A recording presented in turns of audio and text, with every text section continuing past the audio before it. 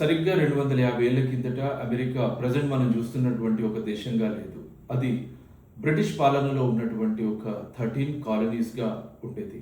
అంటే ఇండిపెండెన్స్ కంటే ముందు బ్రిటిషర్ మనల్ని ఎలా రూల్ చేశారో అప్పట్లో ఆ 13 కాలనీస్‌ని కూడా అదే విధంగా రూల్ చేశారు.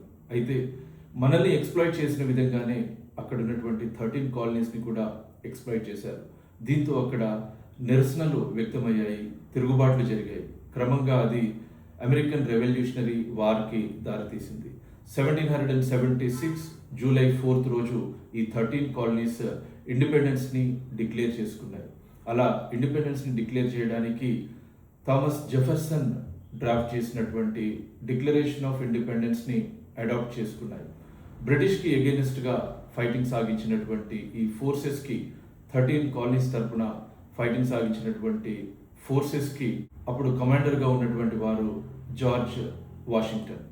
సో మొత్తానికి బ్రిటిష్ పైన ఈ 13 కాలనీస్ విజయం సాధించాయి. అలా అమెరికా ప్రయాణం మొదలైంది. ఫైనల్గా ఇప్పుడు చూస్తే అమెరికా ప్రపంచంలోనే ఒక సూపర్ పవర్గా ఎమర్జ్ అయింది. స్పేస్ రీసెర్చ్ నుంచి మొదలుకొని ఇంటర్నేషనల్ పాలిటిక్స్ వరకు అన్నింట్లోనూ అగ్రగామిగా వెళ్తోంది అమెరికా. Thank you.